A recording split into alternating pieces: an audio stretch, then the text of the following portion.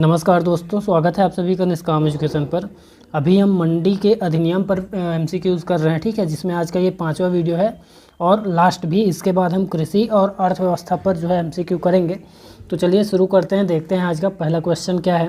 पहला क्वेश्चन है, राज्य मंडी बोर्ड की संरचना में शामिल है तो कौन सा शामिल है? क्या एक अध्यक्ष, 4 सदस्य और 1 सदस्य सचिव होता है, या फिर एक अध्यक्ष, 5 सदस्य, 2 सदस्य सचिव, या फिर एक अध्यक्ष, उपाध्यक्ष और 6 सदस्य, या फिर एक अध्यक्ष, उपाध्यक्ष और 5 सदस्य? कौन सा सही होगा? तो देखिए यहाँ पास एक अध्यक्ष होगा, 4 सदस्य होंगे और 1 सदस्य सचिव होगा। मतलब वह सचिव भी है, सदस्य भी है, ठीक है।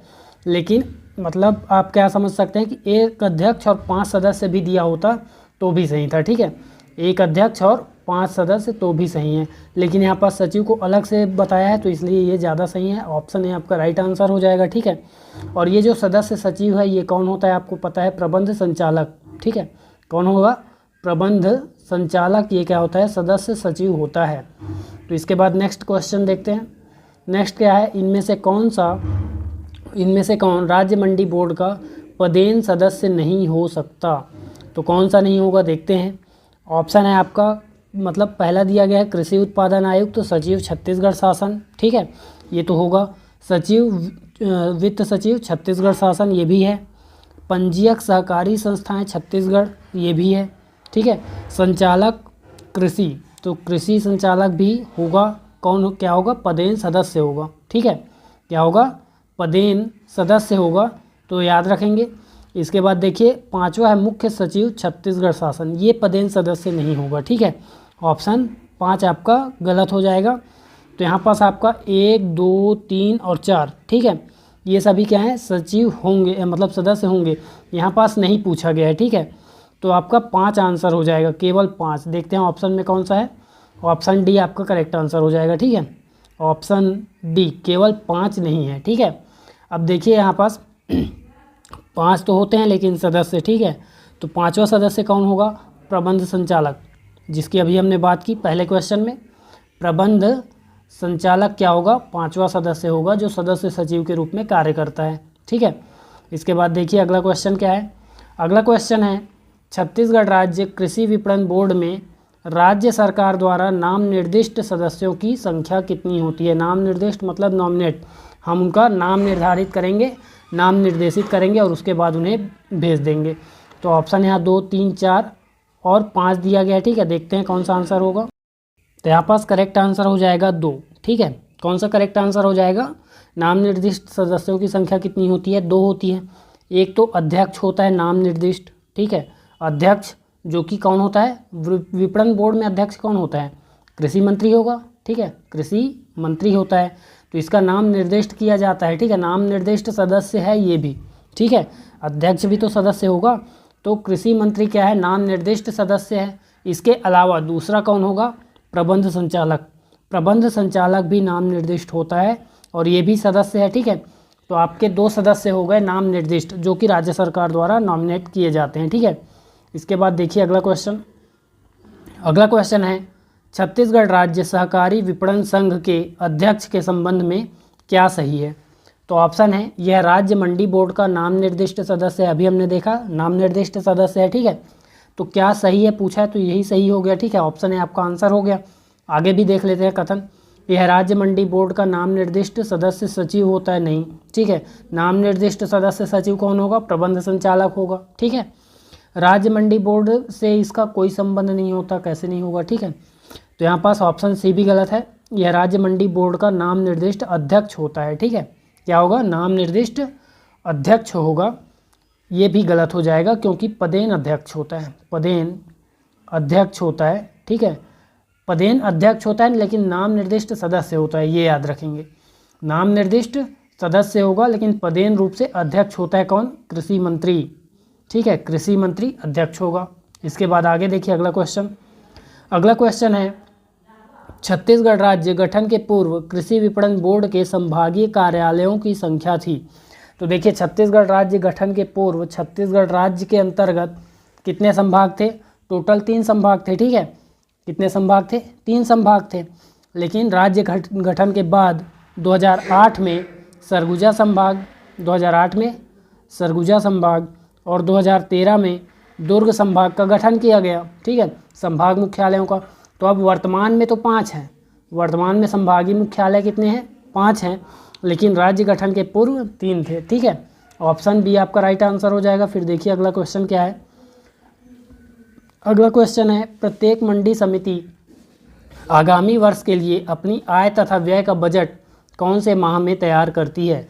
तो याद रखिए कि 1 अप्रैल के पूर्व ही उन्हें तैयार करना होता है। तो ऑप्शन है आपका राइट आंसर हो जाएगा। ठीक है, फिर आगे देखिए अगला क्वेश्चन। अगला क्वेश्चन है, अ वर्ग की मंडी अपना वार्षिक बजट पारित करने के उपरांत स्वीकृति हेतु किसे प्रेषित करते हैं? ऑप्शन है प्रबंध संचालक, संयुक्त संचालक, राज्य सरकार या फिर स्वयं स्वीकृत करते हैं। तो देखिए प्रबंध संचालक को स्वीकृत करने हेतु भेजेंगे अ वर्ग के मंडी। ठीक है, अ वर्ग की मंडी समिति किसे भेजेगी? प्रबंध संचालक को। ब वर्ग की मंडी समिति संयुक्त संचालक को। स वर्ग की और द वर्ग की। ठीक है, स वर्ग और द वर्ग, स और द, ये दोनों क्या करेंगे? स्वयं स्वीकृत करेंगे। तो यहाँ पास आपका ऑप्शन ए राइट आंसर हो जाएगा। फिर आगे देखते हैं अगला क्वेश्चन क्या है। अगला क्वेश्चन है, छत्तीसगढ़ कृषि उपज मंडी अधिनियम के कौन सी धारा में अधिनियम में संशोधन की शक्ति का उल्लेख किया गया है? तो यहाँ पास देखिए ऑप्शन है धारा 76, 79, 89 या फिर इनमें से कोई नहीं। तो यहाँ पास करेक्ट आंसर हो जाएगा धारा 79, जिसमें अधिनियम के संशोधन की शक्ति राज्य सरकार को दी गई है। ठीक है, तो ऑप्शन आपका बी राइट आंसर हो जाएगा। फिर नेक्स्ट देखते हैं अगला क्वेश्चन क्या है। अगला क्वेश्चन है, निम्न में से कौन सा सुमेलित नहीं है? ठीक है, कौन सा सुमेलित नहीं है पूछा गया। ऑप्शन है अध्याय 2 मंडियों की स्थापना। तो क्या अध्याय 2 में मंडियों की स्थापना संबंधी उपबंध है? तो है, सही है। ठीक है, फिर अध्याय 5 में मंडी समितियों के गठन संबंधी प्रावधान है क्या? तो ये गलत हो जाएगा, ऑप्शन बी आपका राइट आंसर है। ठीक है, अध्याय 5 में क्या है? तो याद रखिए राज्य मंडी बोर्ड सेवा। क्या है? राज्य मंडी बोर्ड सेवा, ये क्या है? किसमें है? अध्याय 5 में। फिर मंडी समितियों का गठन किस में है? तो याद रखिए अध्याय 3 में है मंडी समितियों का गठन। ठीक है, फिर नेक्स्ट ऑप्शन क्या है? मंडी समिति निधि और व्यापार का विनियमन। क्या है? अध्याय 6 व्यापार का विनियमन, सही है। अध्याय 7 मंडी समिति निधि, ये भी सही है।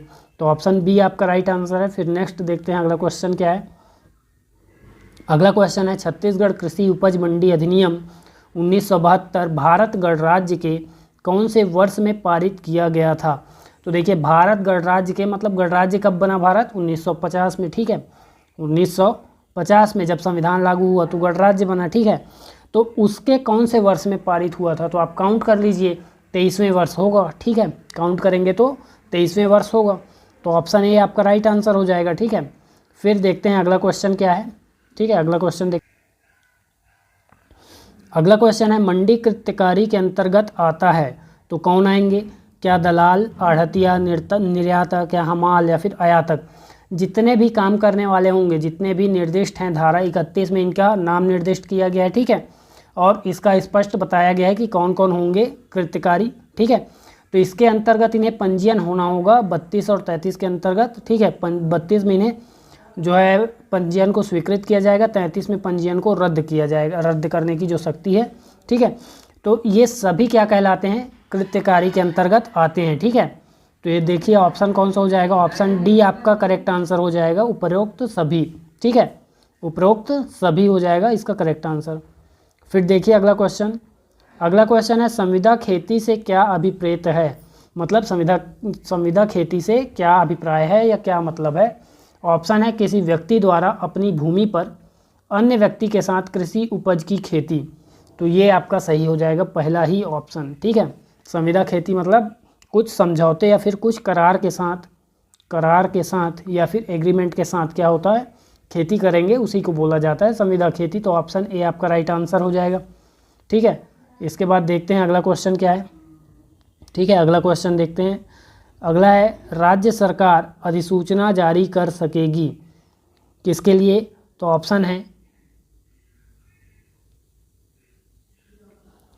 यहाँ पास 2 या अधिक मंडी क्षेत्र को समामेलित करने तथा उनके लिए एक मंडी समिति गठित करने के लिए। ये सही है। ठीक है, इसके लिए अधिसूचना जारी कर सकती है। इसके बाद किसी मंडी क्षेत्र को विपाटित मतलब स्प्लिट करने के लिए, इंग्लिश में इसका स्प्लिट दिया गया है, ठीक है। स्प्लिट मतलब उसको दो भागों में बांटने के लिए, तथा उसके लिए दो या अधिक मंडी समितियों को गठित करने के लिए भी अधिसूचना जारी कर सकती है। देखिए अधिसूचना जारी कर सकेगी, इसका मतलब ये कार्य भी करेगा तब तो अधिसूचना जारी करेगा, ठीक है। इसका मतलब वे दो मंडी समिति को एक में स्थापित कर सकते हैं, ठीक है। दोनों मंडी समिति को एक में स्थापित कर सकते हैं, ठीक है। और क्या करेगा, दोनों को या तो एक ही को क्या कर देगा, अलग कर देगा, दो भागों में बांट सकता है। तो इसका भी अधिसूचना वो जारी कर सकेंगे राज्य सरकार। फिर अगला ऑप्शन क्या है, किसी मंडी समिति को बंद करने के आशय को संज्ञापित कर सकेगी। आशय को मतलब अपना क्यों बंद किया गया है उसको भी वह बता सकते हैं, ठीक है, अधिसूचना के माध्यम से। तो ऑप्शन डी आपका करेक्ट आंसर हो जाएगा, उपरोक्त सभी। फिर देखिए नेक्स्ट क्या है, नेक्स्ट है मंडी समिति के सम्मेलन की गणपूर्ति क्या होगी, ठीक है। मंडी समिति के सम्मेलन की गणपूर्ति या कोरम क्या होगी, जिसके न्यूनतम कितना होना चाहिए जिससे कि बैठक जो है प्रारंभ हो सके, मीटिंग प्रारंभ हो सके। तो ऑप्शन है कुल सदस्य संख्या का 1/10, कुल सदस्य संख्या का 1/5, मूल सदस्य संख्या का 1/3 या फिर जैसा कि विहित किया जाए। तो आपका ऑप्शन डी करेक्ट आंसर हो जाएगा यहाँ पास।